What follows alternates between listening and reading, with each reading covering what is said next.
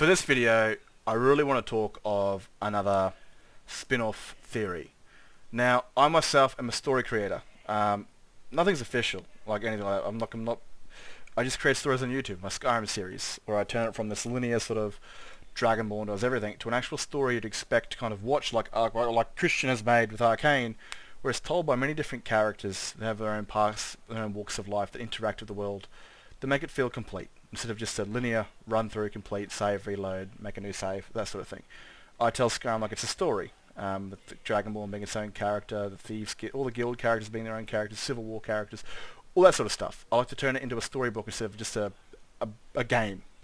And I've fallen in love with Arcane. It's broken my heart, dude. It has put me in a mess quite a few times where I've watched it and I've just fallen prey to my own emotions.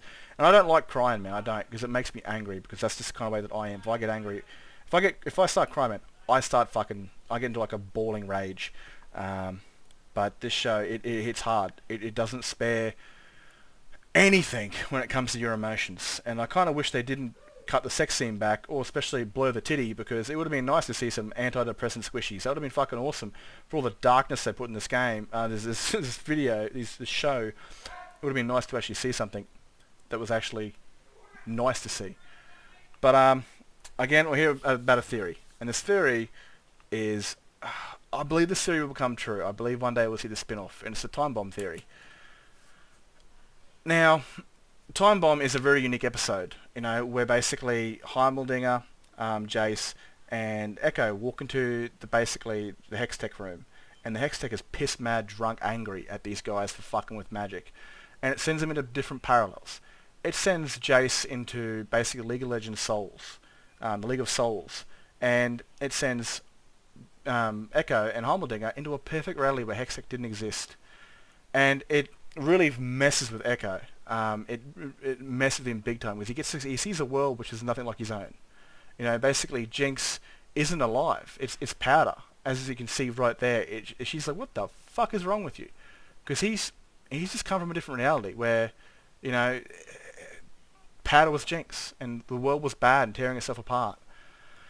And this episode, I believe, wasn't just an episode for Ekko's character development. I really believe this is a foreshadowing to what will come. There is just way too much in this episode to think that it was just a common episode at all. There's multiple reasons, and I wish to explain those with you. So, firstly, it's a hard one to describe, but the reason I believe this is because, quite simply, how to put all this into words, man, without messing it up all the time. Now, the reason I believe this is because the very end of when Ekko goes back to his own world, we continually see the story from the other world. I mean, once Ekko's gone, there's no need to be in this multiple universe anymore. There's no need for it. It's gone, it's done, it's forgotten. But we go back and we see Powder unlock a drawer of those magical crystals she found, which in her world, one of them or two of them or three of them exploded and killed her sister. This shit broke my heart because V's my character, and I love V because she's loyal to the bone, she lives with her heart. Very much, she sort of molds with me, as many characters love Jinx because they're mentally traumatized in their life, and they kind of mold that character a lot more than I would with that one, because I kind of keep my shit together. I'm a very well-built bloke. I do not let shit fuck with me. Women, anything. I was born and raised in a pub, and I'm an Australian, so we don't really give two fucks what you think or do to us. We just, we either throw hands or we don't give a shit. Now, all that being said, I believe this will 100% be a spin-off. Because, like I said, the continued story is once Ekko's gone. It's not just that. Ekko and Heimeldinger, they build a machine, and they study this machine. They basically write the schematics for it right in front of Powder. And she watches these guys learn how to make this, create this. She even studies it with them. She even practices it and learns which runes make what. She's part of the learning process of making this machine and send them back to their own reality. It's not just that, though, right? Imagine your Powder, and your sister died when she was 15 years old. Now, Ekko, not knowing what's going on, our Ekko, blames her for Fi's death, because he thinks she killed her, because he's thinking of Jinx. But, to apologise for basically blaming her for the death and hurting her feelings, he goes to the mural in his world where his people live in safety, where they paint the ones they've left on the wall. Everyone they've lost, they paint them on the wall. And basically he goes to this and he paints adult V. Could you imagine how much that would fuck with you? Imagine you're a twin, right? You have an identical twin, and your twin passes away when you were kids. But you're 35 years old walking down the street and someone calls out your twin's name pointing in your direction. They look at you with the eyes and go, Gary! And your eyes just open up. You can't comprehend what the fuck is going on in your head right now. You can make no sense of it whatsoever. That would have been the same feeling that Powder felt when she saw this. When she saw this adult painting of her sister. Could you imagine that? All the only images of her sister she's ever had was 15-year-old V from Act 1. She never got to see Act 2, grown up 21-year-old V. Never got to see it because she died. And it's absolutely brutal, man. It really is. It'd leave you too many questions. Plus, at this current time, her boyfriend is acting very strange and kind of hostile and guarded. She has no idea why.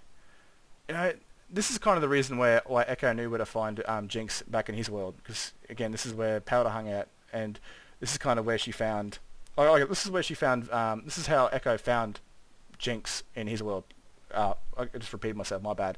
Because of this. But anyway, he blames her for killing him. And his apology is painting a wall. Now, like I said, that leaves a lot of questions in your mind. What in the fuck? Why is he acting so strange? Why is he blaming me for this death that he's the one that gave us the tip? And what the fuck is that in the wall? That's my sister, but as an adult? How the... What? What? Like, imagine that, man, right? And eventually, she's helping these guys make this machine. She's helping them make this machine. And then eventually, she sees it work. She sees... Ekko, our Ekko, and her Ekko on the ground, and our Ekko in this machine, and he boom, disappears. She's a smart girl. Our Jinx and their Powder has a lot in common. A lot in common. They're both very smart tinkerers. Right? She had literally helped these guys build this machine, make it from scratch. And once she would have put two and two together, once she would have realized that this wasn't her Ekko, that he was a different Ekko, you can guess what's going to happen. Now, again, there's a couple things I want to draw out. The fact that we got to see more of their story more of her story after Ekko gone back to his own world. That there is a big indicator of a foreshadowing. That is a detail. And then in animation, when you're making a show, there are no accidents. There's always a purpose to every single thing you see. Now,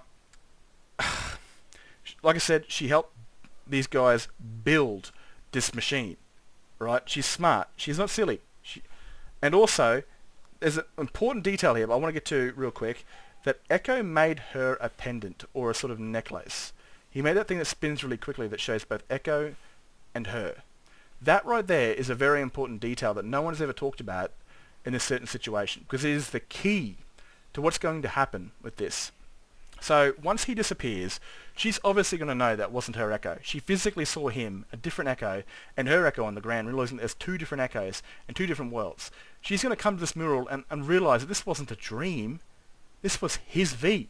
This was her sister grown up in a different world. This is her sister alive. Imagine the hope of that. Imagine that you now believe your sister is alive, but she's in a different world.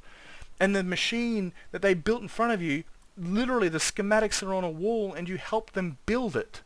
What is the one thing this girl wants more than anything? Her sister back. What's the one thing that this sister has that she has in common now? They both believe their sisters are dead. I believe that we're going to see this version of Powder again, 100%, because she's going to build this machine, right? Now, she's going to build a machine better because she's a better inventor than both Ekko and Heimeldinger, right? She's better. Jinx herself was able to basically weaponize the hex crystals before Jace was, and she had no training in it whatsoever. She's going to be able to make a machine better than these guys had. But this machine isn't going to body jump her. Now, understand the body jumping, right? That was raw Arcane energy. They walked into the hex gates, and the hex gates fucking sent them into different bodies. That was hex gate random. That was like Mother Nature, pretty much. That wasn't planned at all. It was just raw emotion from the Arcane. Basically, zooting them off into a different universe, inhabiting their doppelgangers' bodies. But you gotta remember, Jace didn't doppelgang his body at all, because he was dead in that other universe. He was sent there as him. His main timeline body was the body that was inside the multiple elder. Sorry, the League of Souls, the destroyed apocalypse. That was him, and he came back as him. So I believe she's going to make a machine, because the one thing she's going to want more than anything is her sister back. You know, she's known for a long time, for 7+ years, that her sister's dead. But now you give her the small hope that this other Ekko's V's alive, and that the painting of her is literally on the wall. You can bet your fucking ass she's going to build that machine, and she's going to find her V. Now, that pendant, like I said, is the bridge to this world, because our Ekko made it for powder, and somehow this item is going to link them together. I don't know if it's magical or soul-like or something like that, but she's going to be able to have this item that our Ekko made for her, have it on her, and it's an arcane when she uses it, is going to send her to the world of the man that made this pendant for her. And she's going to end up in our world, in her own body. But I think what's going to happen is that to make this machine, she needs the raw magical, like crystals that went boom, not the Hextech ones. She needs the more raw, and maybe they're all gone or disappeared and unknown, and the only person that knows about them, or where they were, or where he found them, is currently dead, which was Jace. So she comes to this new world, and she ends up, again, it'd be an amazing story, man, in hopes of finding her sister. Both for V and her, because it would be so, it would fucking melt me, bro. I'd go to the movies, I'd cry like a little bitch for sure, 100%. And, she comes to this new world, she knows nothing about it, because our Ekko told her absolutely nothing about it. Absolutely nothing. She comes into it, and she's basically, wherever she builds the machine, maybe in a safe, she might find her room's gone, because I think Jinx actually used her room as the flying blimp. So hopefully she builds it somewhere else. That'd be really bad, to kind of transport into a different world, and all of a sudden there's no floor underneath you. So she teleports to this new world, but again her machine's in the other world, so she can't get back. And she goes to find her sister, but she's walking through the streets of Zion, and she's surprised of how disgusting it is. How, it's only recently, maybe a few weeks or a few months after the fall, after the Arcane mess is finished, and it's still in a pretty rough state. And she's like, holy shit, this place looks like a dump. And everyone's looking at her like she's a ghost. You've got people looking at her and touching her, and she's like, what the fuck?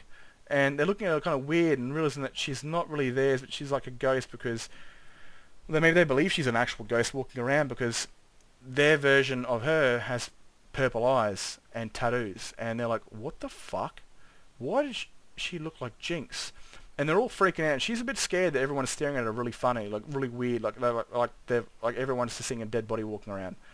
And maybe she finds out that the version of her V is up in Piltover, and she's like, well, she made it in high places. And she bumps into a familiar face who's now become a counselor, which could very well be Savika.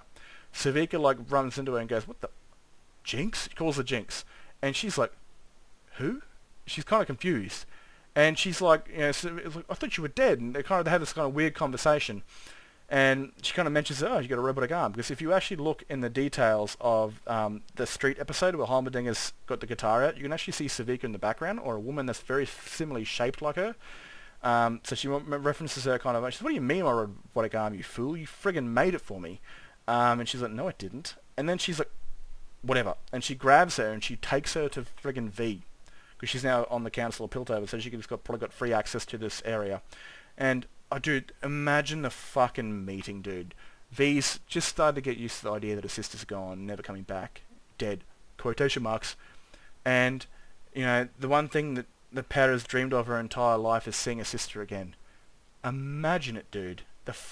Dude, that would drop me. I think both of them would just stare at each other for 5 seconds, eyes wide open, their jaws fucked off to Subway, and they would just run at each other and just fucking hit each other and just collapse on each other, they would just melt completely and utterly, just proper, unbelievable, just sadness, that would personally melt me 100%. And they come to a conversation of who they really are, and I think V would be destroyed to realise that her sister had a better life if she just died. She'd feel immense more guilt because she blames herself for Jinx's death, quotation marks, and to find out that if she did die, that Jinx would have lived a much better life and everyone would still be alive. and Vander and all those sort of stuff. But then kind of, Powder goes, I don't want this. I would have preferred this life 10 times over what I have now, to have my sister in it. And then to kind of be reminded that her sister was, that her version of her in this world went bad. And it might break her heart to realise that she did horrible things in this universe. But, for V to tell her that, she did good at the end. She gave her life for a good cause, which could kind of bring him hope. But they kind of, I don't know how weird would that be, but I'm all for it, man. Like, oh, dude, I would love that, them to kind of unite and become sisters, even though they're sisters from different worlds. They still feel like they are sisters, but they're also not. But it'd be beautiful. And then, kind of like after meeting her and struggling and doing all this sort of stuff, she kind of feels homesick and wants to go back home, but she can't find the crystals. So, Vi kind of helps her. But sorry if I call her V all the time. I play too many games with V in it. It's my bad. Vi kind of helps her to find these crystals, but doesn't want to let her go. Because, again, that's Vi. That's in her nature not to let her sister go, and it's very self-destructive. And this could be a good learning process for Vi as a character development to let her sister go. To let her go, because she has to, because the reason she suffered all her life, and the reason her and her sister have suffered, is because she could never let Powder go. And this could be the thing where it's like, I love you. I'm happy that you're out there, that there's a good version of you still alive, and you've got a family. And, let Vander and the rest of them know that I'm still here. Let them know that I'm not dead, that there's a version of me out there somewhere. You might not have me there, but you've certainly got them, and I would, that's something that I greatly miss. And this could be, like I said, a great character development for her to finally let Powder go back to her world when they find these crystals, build this machine, and she's able to go back. But again, the idea sits as like, if they build a machine there, they build a machine here, she's able to transport back and forth, which could cause some very strange complications of multiple different characters from different universes coming into the Arcane world, like Vander popping up, giving her a hug, saying, I miss you, I love you, all that sort of shit. It could cause some complications, be a bit of a weird story, but dude, I don't give a fuck. I would love to see this. I would love to see Powder from this alternate universe come in, because there's just too much, there's too many hints, there's too much foreshadowing. As a storyteller, I see this sort of stuff, and it just boggles my mind, and my mind goes at 100 miles an hour, and I cannot stop it, as you are no doubt listening to it right now. And it's all there. The pendant that Ekko made her is a key to her breaching his world. That is her link to him that will bring her to the main timeline. The story continuing after Ekko was gone, showing her unearth the drawer of the very items that she needs to make this magical portal work. Her being there, watching it being drawn up, watching it being built and test running it, it are all just clues to her eventually finding her way into the main universe to find her sister. Because now that she realizes that the Ekko that she was with wasn't her Ekko, but it was from a different world where his V was alive, you give someone hope that their dead sibling is alive, I bet your motherfucking ass you would jump through hell and back to make sure they are alive, to go and see them. And I know this is what Powder wants more than anything in the world, that her sister is alive. And now that she's got this mural, she knows she's out there somewhere, and she'll do absolutely anything to come and find her. Especially now that V believes that her sister is dead. Quotation marks.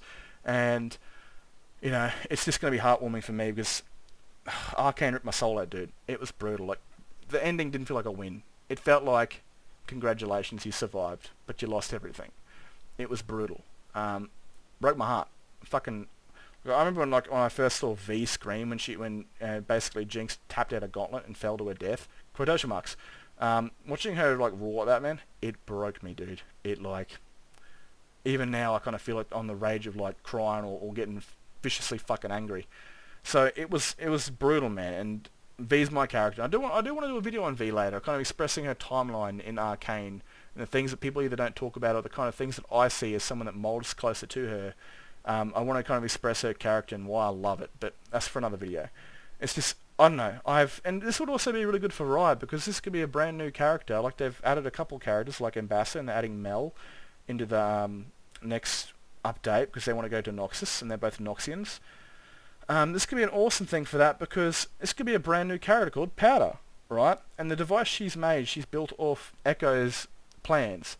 She could have a very similar ability to him, where I don't know if it's 3 seconds or 4 seconds, I think it's 4 seconds, where she's got a tool on her that allows her to travel to different dimensions for 4 seconds and returns her back. So if someone shoots a bullet at her, she'll hit the button, disappear for 4 seconds, run off somewhere else for 4 seconds, and reappear there, which could be a really cool sort of nod to Ekko's technology that hers kind of mirrors his for the 4 seconds, and that sort of stuff. And she'd be like a non-lethal. So you got Jinx like firing off a gun, a minigun, a rocket launcher, monkey grenades.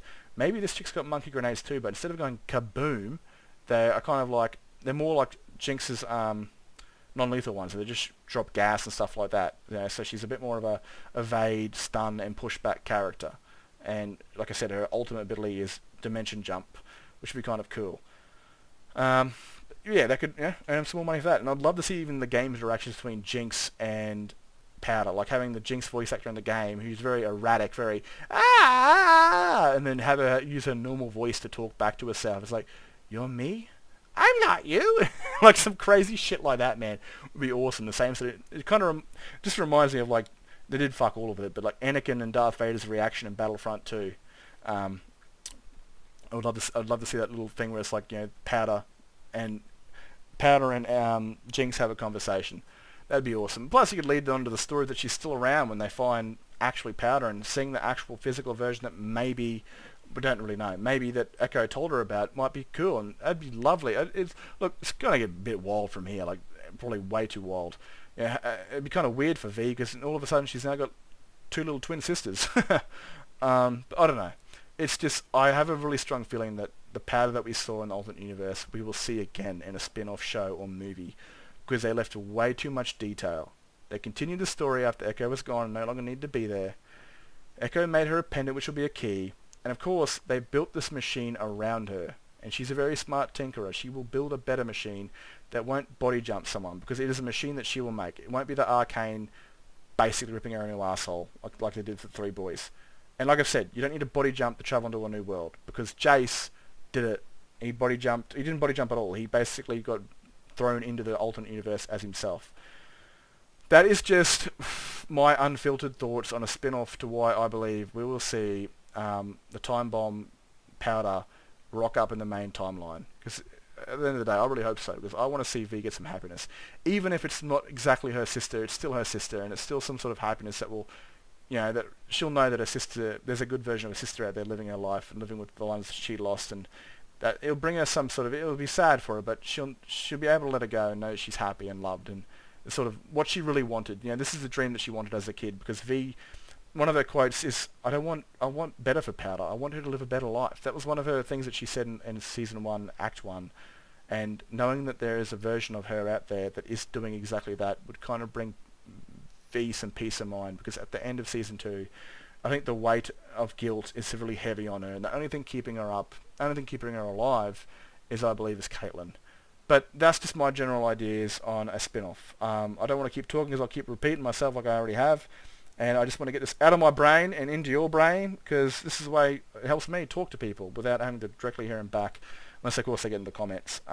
It just filters out the shit from my head into your ears. So I hope you guys enjoy my suffering and it becomes part of your suffering. Anyway, I don't know if I've got any more theories. We'll find out. The shit pops into my head, but I definitely want to do a video on, well, V, kind of her character and why I love her so much. I kind of mold to her in a certain way. Anyway, catch you guys in the next vid. Have a good one.